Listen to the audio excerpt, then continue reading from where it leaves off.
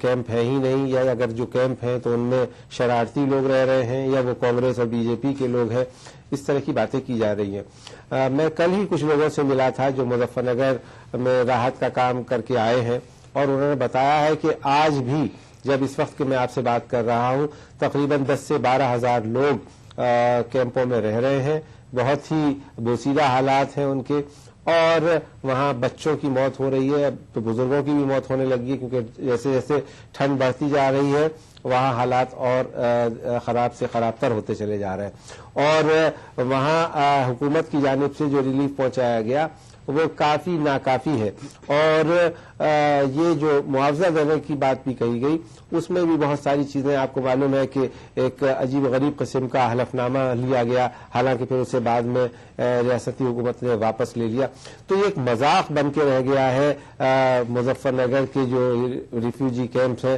ان کا۔ اور اس پہ مجھے بس ایک شعر یہ یاد آتا ہے کہ دستے وحشت میں کبھی اور دستے رفوگر میں کبھی، بس تو ایک کھیل ہوا میرا گریباں نہ ہوا۔ آج مظفر نگر کے فساد سے متاثرہ لوگوں کی یہی کہانی ہے، یہی روداد ہے جو کیمپوں میں رہ رہے ہیں۔ جی، جس طرح سے آپ نے کہا کہ ان کیمپوں میں سرکار نے، ملائم سنگھ نے بھی کہا تھا کہ اس میں جو ہے کانگریس کے بی جے پی کے ایجنٹ ہے، ایک عجیب و غریب بیان ہے، سرکار اس پر سیریس نظر نہیں آتی۔ اگر واقعی مظفر نگر میں جہاں فساد ہوا ہے، جو لوگ کیمپ میں آ کر رہ رہے ہیں ان کی نشاندہی کی جائے، انہیں سرکار اپنی نگرانی میں ان کے گاؤں تک انہیں واپس لے جایا جائے، کیونکہ لوگ یہاں پر ڈرے ہوئے ہیں کہ ان کے صاف کہا ہے وہاں لوگوں نے کہ ہم دوبارہ مرنے کے لیے نہیں جانا چاہتے، تو سرکار اس پر سیریسنس کیوں نہیں دکھا رہی ہے؟ کیا وجہ ہے؟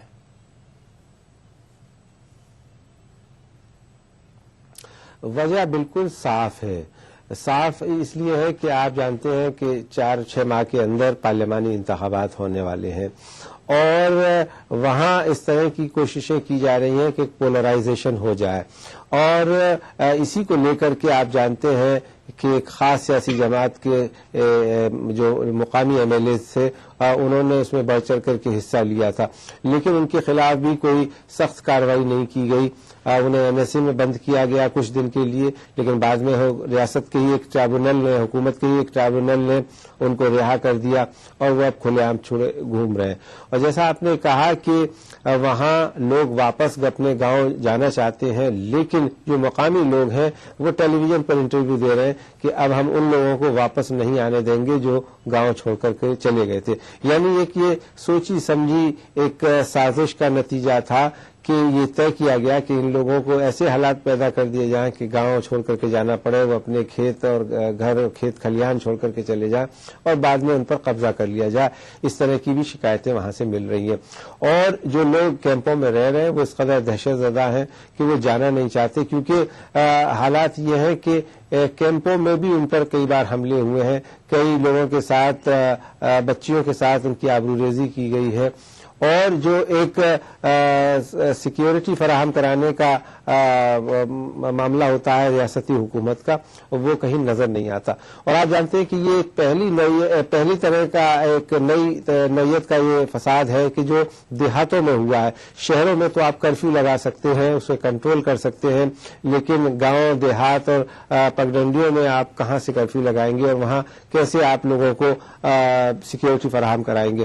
تو یہ ایک بڑا چیلنج بھی تھا ریاستی حکومت کے ساتھ، اور مرکزی حکومت نے اس میں پوری طرح سے اپنے ہاتھ جھاڑ لیے کہ صاحب چونکہ یہ ریاست کا معاملہ ہے اس لیے ہم کوئی دخل اندازی کر نہیں سکتے۔ حالانکہ وزیر اعظم ڈاکٹر منموہن سنگھ بھی گئے، U P a chair person Sonia Gandhi بھی وہاں گئی، اور کانگریس نائب صدر راہل گاندھی بھی گئے۔ راہل گاندھی صاحب تو ابھی پچھلے ہفتے بھی ہو کر کے آئے، لیکن ان لوگوں کو جن کے گھر اجڑے، جن کے اپنے لوگ مارے گئے، انہیں ابھی تک کسی طرح کی کوئی راحت نہیں مل پا رہی ہے۔ 50,000 سے زیادہ لوگ پناہ گزین ہوئے تھے کیمپوں میں، اس میں سے ابھی بھی 10 سے 15,000 لوگ وہ پناہ گزین ہیں، ابھی بھی کیمپوں میں پڑے ہوئے ہیں، ان کی کوئی سدھ بودھ لینے والا نہیں ہے۔ جو اور 30-40 ہزار تھے وہ بھی الگ الگ جگہوں پر، ان میں سے بہت کم لوگ ہیں جو اپنے آبائی مکانوں میں لوٹ کر کے گئے ہوں۔ تو صورتحال واقعی بہت تشویشناک ہے۔ جی قربان علی صاحب، کہیں ایسا تو نہیں ہے کہ نریندر مودی کے جس طرح سے الیکشن میں نریندر مودی کود پڑے ہیں اور یو پی ان کا ٹارگٹ بن گیا ہے، تو ملائم سرکار، اکھلیش سرکار، ایسا نہیں لگتا کہ اب مسلم ووٹ پر کم توجہ دی جائے، اب ہندو ووٹ کی طرف؟ ووٹ بینک کی تو سیاست نہیں ہے یہ، کیونکہ اب یہ خوف زدہ ہے اتر پردیش کہیں ہاتھ سے نکل جائے ملائم سنگھ کے۔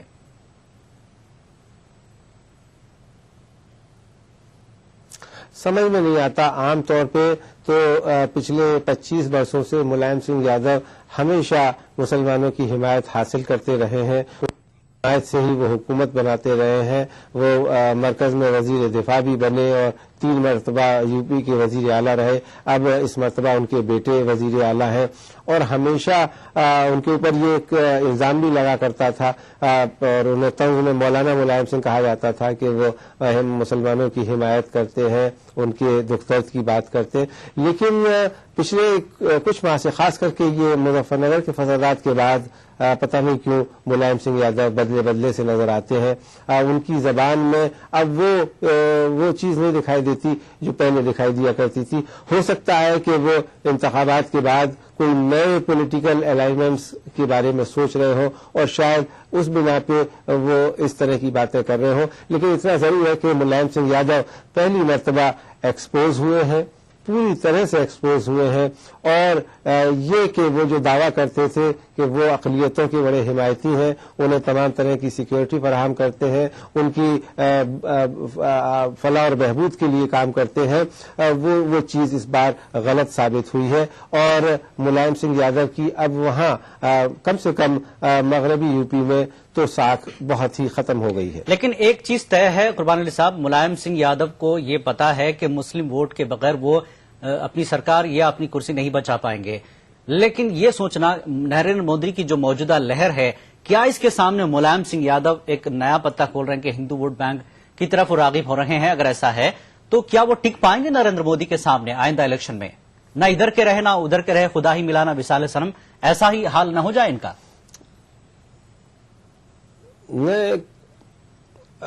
کہنا مشکل ہے کہ کیا ہوگا, لیکن ہاں یہ ضرور ہے کہ پہلی مرتبہ ملائم سنگھ یادو نے اپنی آئیڈیالوجی کے ساتھ کمپرومائز کیا ہے اور جو ان کا اسٹینڈ ہمیشہ رہا کرتا تھا اس سے برعکس دکھائی دے رہے ہیں. اور ابھی پچھلے مہینے ان کے یوم پیدائش کے موقع پر دہلی میں ایک اسلامک سینٹر میں فنکشن تھا اور اس میں انہوں نے اور ان کے بھائی پروفیسر رام گوپال یادو نے بہت ہی واضح انداز میں کہا کہ صاحب ہم مسلمانوں کے لیے سیاست نہیں کرتے, ہم مسلم ووٹوں کے لیے سیاست نہیں کرتے. اور رام گوپال یادو صاحب نے تو یہاں تک کہا کہ ملائم سنگھ یادو صاحب جس پارلیمانی حلقے سے چن کے آتے ہیں یعنی مین پوری, وہاں بہت ہی کم مسلمان رہتے ہیں, تو ہم مسلمانوں کے ووٹ لینے کے لیے ان کی سیاست نہیں کرتے. تو یہ ایک طرح سے انہوں نے واضح کیا کہ اب ان کی سیاسی لائن کچھ بدل رہی ہے. ہو سکتا ہے کہ اب ان کو یہ لگتا ہو کہ شاید وہ میجورٹی کمیونٹی کے ساتھ زیادہ جا کر کے ملک کے وزیر اعظم ہو سکتے ہیں, لیکن کوئی بھی جو سیاسی تھوڑی سی بھی بصیرت رکھتا ہے وہ اس بات کو کہہ سکتا ہے کہ ان حالات میں ملائم سنگھ یادو کا وزیر اعظم بننا تو بہت دور کی بات ہے, ان کے وزیر اعلیٰ بننے کے بھی لالے پڑ سکتے ہیں. اور دوسری چیز یہ ہے کہ آپ کہتے تھے کہ سیکولرزم ہمارے لیے ہمارے ایک مذہبی عقیدے کی طرح ہے, اب آپ نے اس کے ساتھ کمپرومائز کیا ہے. اور اس کے علاوہ یہ کہ آپ حکومت کی جو فرض ادائیگی ہوتی ہے وہ بھی نہیں کر رہے ہیں. حکومت میں جو وزیر ہوتے ہیں, وزیر اعلیٰ ہوتے ہیں, جب وہ حلف لیتے ہیں تو یہ کہتے ہیں کہ وہ بنا کسی امتیاز کے عام لوگوں کے لیے فلاح و بہبود کے لیے کام کریں گے. وہ چیز نظر نہیں آ رہی. مظفر نگر کے واقعے کو 3 ماہ سے بھی زیادہ کا عرصہ ہونے جا رہا ہے, لیکن وہاں حالات بہت ہی بدتر ہیں اور سپریم کورٹ نے اس معاملے کا سخت طور پہ تنقید کی ہے یو پی حکومت کی اور اس سے جواب دہی طلب کی ہے. اور لگاتار سپریم کورٹ میں سنوائی ہو رہی ہے, باوجود اس کے ریاستی حکومت نے اور سماجوادی پارٹی نے جو اسٹینڈ اس وقت لیا ہوا ہے مظفر نگر کے تعلق سے وہ بہت ہی مزے کا خیز ہے. جی قربان صاحب, ایک اور چیز آج جو دیکھنے میں آئی کہ سنجک ریلیف کیمپ جو ہے اس میں 30 خاندان غیر قانونی طور پر مقیم ہے, یہ سرکار کا کہنا ہے, مقدمہ درج کر لیا گیا ہے. تو سرکار غلطیوں پر غلطیاں نہیں کر رہی ہے, ایک طرح سے یہ غلط میسج جائے گا پورے اتر پردیش میں, سرکار کے خلاف ہوا بدل سکتی ہے اس چیز کو لے کر.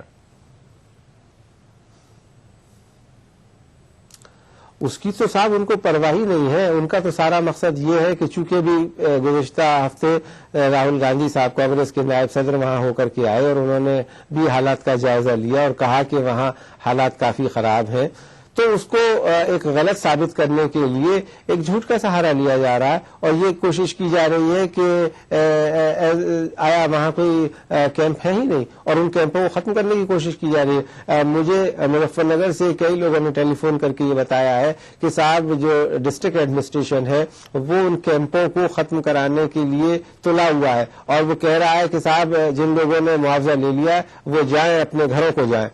آخر کار معاوضہ کس بات کا لے لیا؟ معاوضہ اس بات کا دیا گیا کہ جو ان کے لوگ مارے گئے تھے، 60 لوگ مارے گئے، اس میں سے 50 سے زیادہ مسلمان ہیں اور وہ لوگ اس حالت میں آپ نے، چلیے میں یہ بھی مان لوں کہ آپ نے معاوضہ دے دیا ان کے خاندان والوں کے جو لوگ مارے گئے تھے، لیکن انہیں جب آپ گارنٹی نہیں دیں گے تحفظ کی، کس بنا پر وہ جا کر کے گاؤں میں رہیں؟ جن لوگوں نے ان کے عزیزوں کو قتل کیا ہے ان کے ساتھ وہ کیسے ان لوگوں کے پڑوس میں جا کر کے رہ سکتے ہیں؟ تو یہ صورتحال ہو رہی ہے. ڈسٹرکٹ ایڈمنسٹریشن چونکہ سماجوادی پارٹی کے مکھیا ملائم سنگھ یادو اور ان کے صاحبزادے وزیر اعلیٰ اکھلیش یادو یہ نہیں چاہتے کہ وہاں کوئی کیمپ دکھائی دے، اس لیے ان کیمپوں کو ختم کیا جا رہا ہے اور اسی ضمن میں یہ مقدمہ دائر کیا گیا ہے. جو ایسے میں اب دیگر جو پارٹیاں ہیں وہاں پر ساری سیاسی پارٹیاں صرف جا رہی ہیں، تصویریں کھنچوا رہی ہیں، میڈیا کے سامنے بیانات دیے جا رہے ہیں، لیکن ان کا کوئی پرسان حال نہیں ہے. جو پریشان وہاں پر لوگ ہیں ان کو ریلیف پہنچائی جائے، ان کی امداد کی جائے، قانونی طور پر سرکار سے اس سلسلے میں مطالبات کیے جائیں. اس طرح کی دیگر پارٹیوں کی بھی ذمہ داریاں ہیں، دیگر پارٹیاں اس میں نظر نہیں آ رہی ہیں.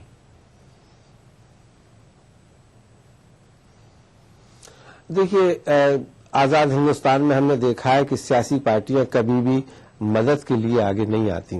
مدد کرنے والے لوگ وہی لوگ ہوتے ہیں جو غیر سرکاری ادارے ہوتے ہیں یا جو کسی مذہبی اور سماجی جذبے کے تحت یا خدمت خلق کے تحت آتے ہیں.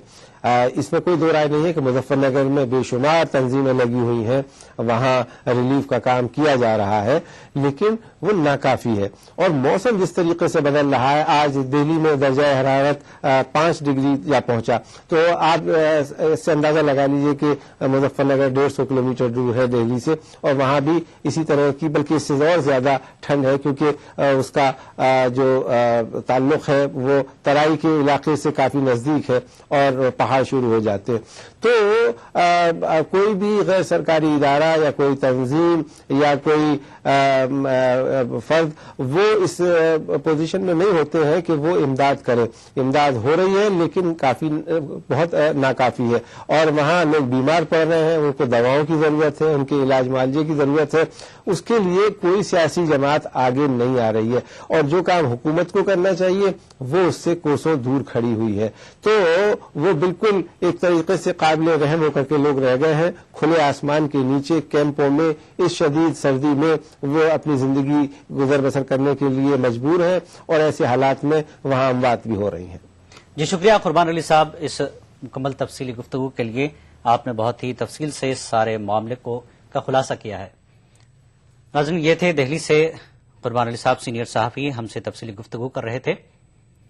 مظفر نگر کی جو صورتحال ہے، کافی دنوں سے میڈیا میں یہ چرچا دیکھنے میں آ رہا ہے کہ کس طرح کی وہاں کے مصیبت زدہ لوگوں کی حال ہے. آج تو 30 خاندانوں پر مقدمہ سرکار نے درج کر دیا، ایک لوئی کیمپ پر بلڈوزر چلا دیے گئے. بہرحال سرکار پوری طرح سے انجان ہے، یہ چاہتی ہے کہ کسی طرح سے وہاں پر پریشان زدہ لوگ بھاگ جائیں اور سرکار اس سے بری ہو جائے. وقت ایک چھوٹے سے بریک کا، بریک کے بعد پھر لوٹیں گے.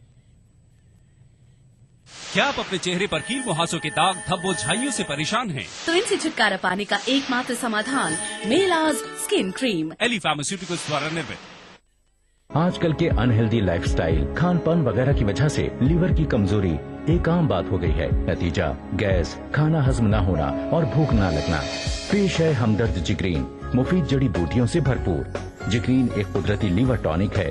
جگرین کا روزانہ استعمال آپ کو دیتا ہے کیمیاوی اور زہریلے عناصر سے حفاظت، بہتر قوت ہاضمہ، پیلیا جیسی جگر کی بیماریوں کے علاج میں مدد. اپنائیے ہمدرد جگرین اور اپنے لیور کو بنائیے اسٹرانگ.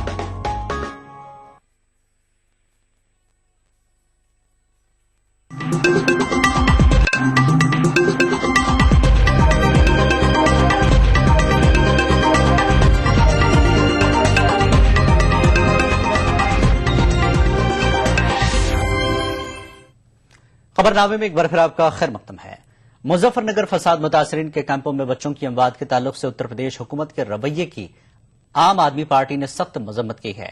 पार्टी लीडर कुमार विश्वास ने सैफी महोत्सव के हवाले से कहा कि जिस रियासत में फसाद में हजारों लोग बेघर हो गए हों, वहां का वजीर आला जश्न कैसे मना सकता है। सब चल रहा है, विदेशी नर्तकियां वहां नाच रही हैं, हिंदी के और उर्दू के बहुत सारे कवि वहां प्रशस्ति वाचन के लिए गए हुए हैं, सिने स्टार्स गए हुए हैं। तो ये कैसे संभव है कि एक मुखिया जिसके परिवार में 34 लोग ठंड से मर रहे हों, शिविर में मर रहे हों, आजादी के 67 साल बाद अगर 50,000 लोग बेघर हो गए एक दंगे के बाद, तो उसके बाद वो घर में उत्सव कैसे मना सकता है? कुछ भी हो, उत्सव कैसे मना सकता है? मुझे याद है दामिनी के कांड के बाद भी पूरा देश यहाँ दामिनी के लिए सड़क पर लड़ रहा था। हम लोग लाठियां खा रहे थे, मैं और मनीष भाई और तमाम साथी थे। दिल्ली पुलिस ने हमको 2-3 दिन लगातार मारा और सैफई में उत्सव चल रहा था। तो सत्ता का शायद जो अहंकार है, सत्ता मिलने के बाद जो भूल जाना है, वो शायद इसके पीछे बोल रहा है। चाहे वो गृह सचिव जी का बयान हो, चाहे सुप्रीमो बसपा सपा के सुप्रीमो मुलायम सिंह जी का बयान हो। यूपी के दाखिला सेक्रेटरी के बयान की चार जानिब से मजम्मत हो रही है। इतनी गलत बयान है और इतनी गैर संवेदनशील है और घाव पर आप नमक डाल रहे हैं, क्योंकि सभी जानते हैं जब कुपोषण की शिकार कोई है या कमजोर है, उनकी शरीर कमजोर है, और मुजफ्फरनगर कैंप्स में सब जानते हैं किस हालात में वो आज वो रह रहे हैं, तो नेचुरली वो मृत्यु उसी मतलब जो बहुत विशेष ठंड है उसको बर्दाश्त नहीं कर सकते हैं। लेकिन ये कहना कि ये कोल्ड के कारण नहीं है, तो इसका मतलब आप ये कहिए कि आप उनको राशन नहीं दे रहे इसके कारण है, तो ये बहुत गैर संवेदनशील बयान है और आउटलैंडिश है। हम कहते देखिए, बहुत ही संवेदनहीन गैर जिम्मेवार वक्तव्य है। एक दिन मुलायम सिंह कहते हैं कि कोई नहीं है कैंप में, भाजपाई और कांग्रेसी बचे हैं। आज उनके मेरठ डिवीजन के कमिश्नर की रिपोर्ट है कि कई बच्चे ठंड से मरे हैं, और दूसरे उनके सचिव स्तर के पदाधिकारी बोलते हैं कि ठंड से लोग साइबेरिया में क्यों नहीं मरते हैं। मैं इसकी भर्त्सना करता हूं। ये गैर जिम्मेवार सरकार है, सिर्फ वोट लेती है। अब उत्तर प्रदेश के मुख्य सचिव का इतना गैर जिम्मेदाराना बयान कि ये कहना कि मुजफ्फरनगर के जो पीड़ित हैं उन शिविरों में कोई मौत नहीं हुई, जबकि सरकार ने एक समिति बनाई थी जिसने खुद रिपोर्ट दी है कि 34 बच्चों की मौत हुई है, जिसमें 12 कैंप में मरे हैं और अस्पतालों में मरे हैं। सरकार ने खुद स्वीकार किया है कि 4 बच्चे ठंड से और निमोनिया से मरे हैं, और इसके बाद उन्हीं सरकार के मुख्य सचिव इस बात को कहें कि एक भी मौत ठंड से नहीं हुई है, और अगर ठंड से मौत होती तो साइबेरिया में कोई बच्चा ही नहीं बचता। शायद उस मुख्य सचिव को उत्तर प्रदेश का एहसास न हो। उधर मुजफ्फरनगर फसाद मुतासरीन के लिए कायम रिलीफ कैंप पर इंतजामिया ने बुलडोजर चला दिया है। मुतासरीन को जगह खाली करने की हिदायत दे दी गई थी। इंतजामिया के मुताबिक जिन मुतासरीन को मुआवजा दिया जा चुका है उन्हीं को रिलीफ कैंप से हटाया जा रहा है, जबकि कई मुतासरीन का कहना है कि उन्हें अभी तक मुआवजा हासिल नहीं हुआ है और हुकूमत उन्हें रिलीफ कैंप से जबरदस्ती हटा रही है।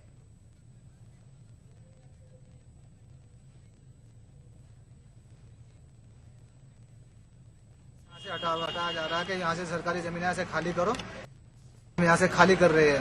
हमारे पे कमेटी ने भी दबाव डाला था, अगर आपके पास 1 लाख रुपए हो तो यहाँ जमीन ले लो, और जमीन ले तो अपनी यहाँ रह सकते हो, नहीं तो अपना झुग्गी खाली करो, झुग्गी पाड़ो तो उठाओ यहाँ से भागो। अब तो सत्ता है जी। मुआवजा मिल गया तुम्हें? नहीं जी। है जी। मुआवजा मिल गया तुम्हें? नहीं जी। क्या झुग्गी उठा रहे हो तुम यहाँ से? हाँ जी, झुग्गी उठा रहे जी। किसने कहा है झुग्गी उठाने के लिए? प्रधान ने कहा जी। क्या कहा जी झुग्गी उठा लो, उधर घेर लो, गाँव में कहीं शिफ्ट हो जाओ। क्या प्रशासन जबरदस्ती उठा रहा है तुम्हारे? कहा जी यहाँ से मट्टी उठाने जी। ये जो उठवा रहे हैं कि जो जिसे पैसा दे दिया उसे उठा लो, और जिसको पैसा नहीं मिला उसका सर्वे कर देंगे, उनकी भी उठवा दो।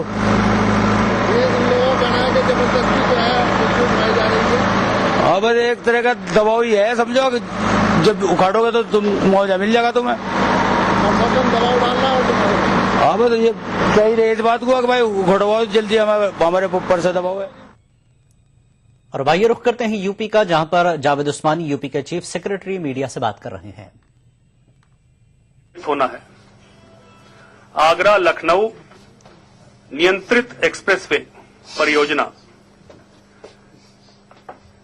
इस परियोजना को पहले यह तय किया गया था मंत्रिपरिषद के ही निर्णय के द्वारा कि इस परियोजना को पब्लिक प्राइवेट पार्टनरशिप मोड पर, पीपीपी मोड पर क्रियान्वित किया जाएगा। उसमें बिडिंग प्रोसेस पूरी करी गई, लेकिन उसमें कोई बिड प्राप्त नहीं हुई थी। बिड प्राप्त न होने के कारण थे। सबसे बड़ा कारण उसमें जो आर्थिक मंदी का दौर चल रहा है देश में, सबसे बड़ा कारण वह था। यह अनुभव national highway authority of India, जो भारत सरकार की संस्था है, जो कि राष्ट्रीय राजमार्गों का निर्माण करती है और पीपीपी के आधार पर ही करती रही थी अब तक। जितने भी नेशनल हाईवे डेवलपमेंट प्रोग्राम, जो एनएचडीपी प्रोग्राम है, उसको NHAI, national highway authority of India, execute करती है और वो मुख्यतः पीपीपी आधार पर ही ये सारी सड़कें अब तक निर्मित करा रही थी ये संस्था।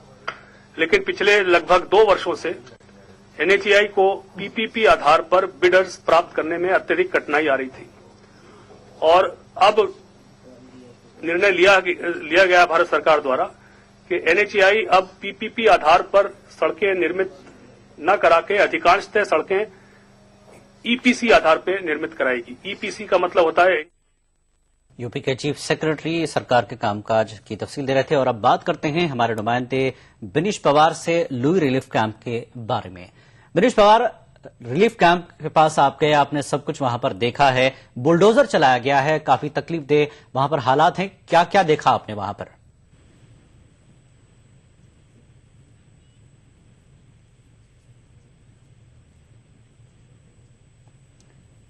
बिनीश, आप मेरी आवाज सुन रहे हैं?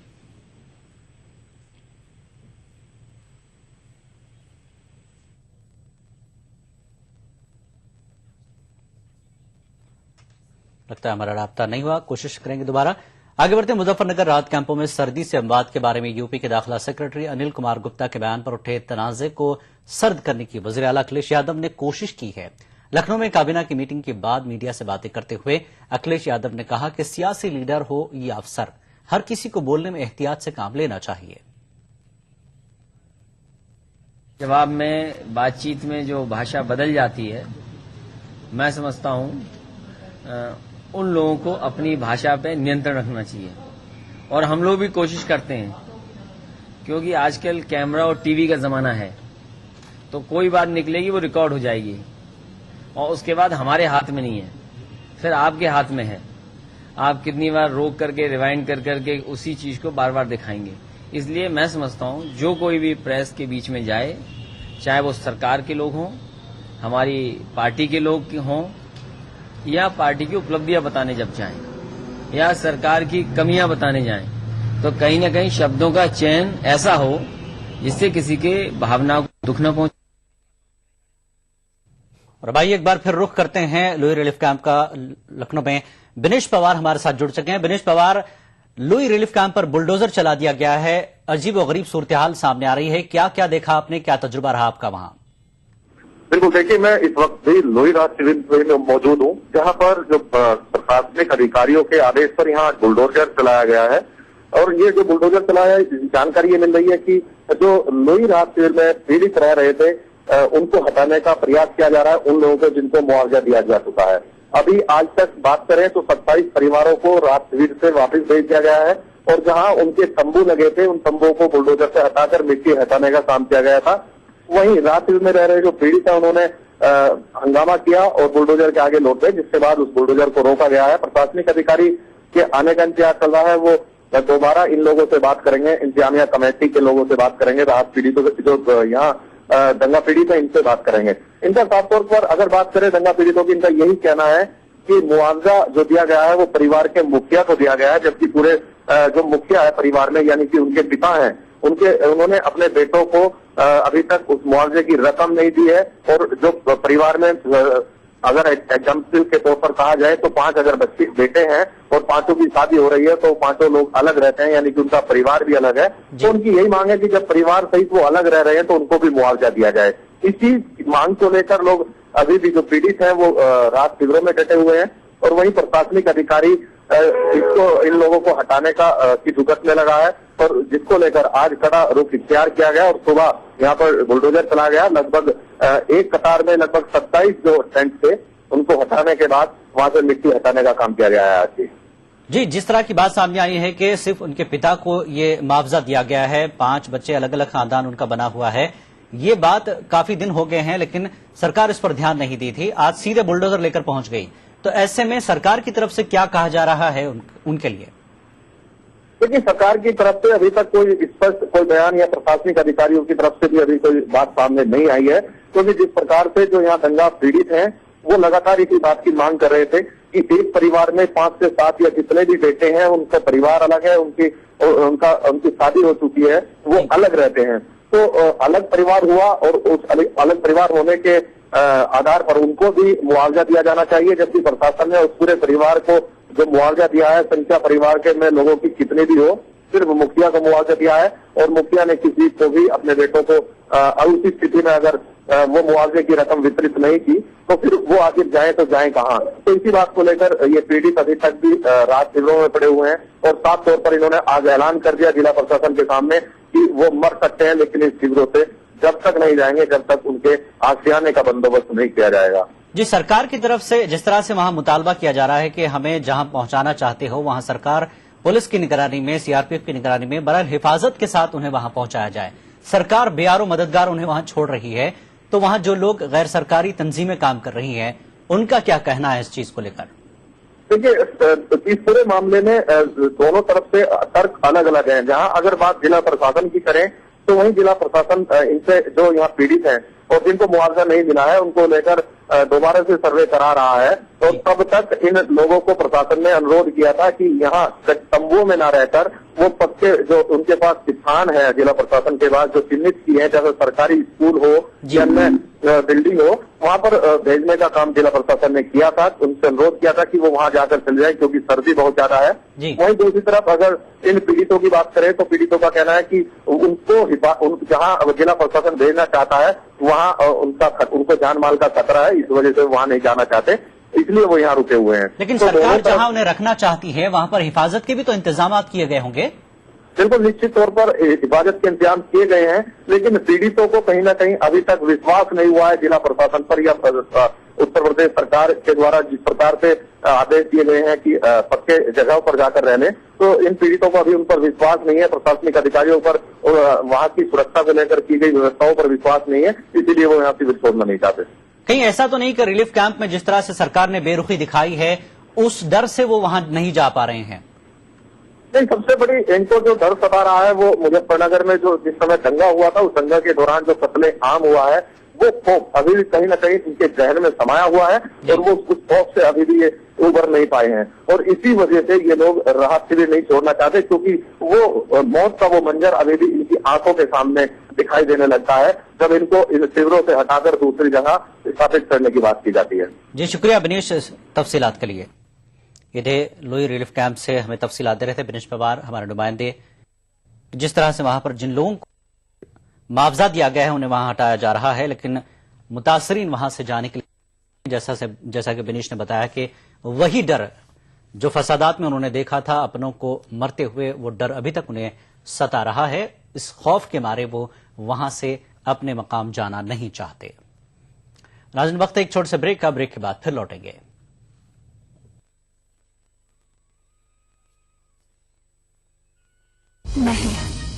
एक नाज से शुरुआत हुई इनकी कहानी की, फिर भी क्यों बनेंगे हम सफल। बेइंतहा 30 दिसंबर से सोमवार से शुक्रवार रात 9 बजे सिर्फ कलर्स पर। अपनाइए मिलाज स्किन क्रीम। इसको सिर्फ रात में इस्तेमाल करने से आपको मिले फेस प्रॉब्लम से आजादी। अब फेस प्रॉब्लम को कहिए बाय बाय। एली फार्मास्यूटिकल्स द्वारा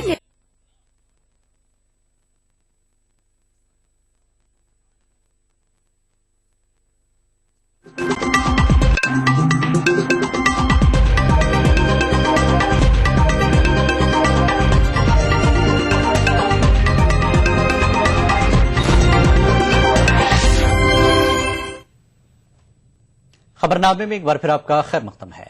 حیدرآباد میں 3 روزہ جشن خسرو کا انعقاد کیا جا رہا ہے۔ ای ٹی وی کے اشتراک سے جشن خسرو کے پروگرام کے بارے میں ہمارے نمائندے انیس الرحمان نے جشن کے منتظم سے مزید تفصیلات جاننے کی کوشش کی۔ آئیے دیکھتے ہیں جشن خسرو کے کنوینر مظفر علی صوفی کے ساتھ ہمارے نمائندے کی خصوصی بات چیت۔ ناظرین، حیدرآباد میں حضرت امیر خسرو رحمۃ اللہ علیہ کی تعلیمات پر مبنی 3 روزہ جشن خسرو کا اہتمام کیا جا رہا ہے۔ اس سلسلے میں بات کرنے کے لیے ہمارے ساتھ موجود ہیں اس جشن کے کنوینر مظفر علی صوفی۔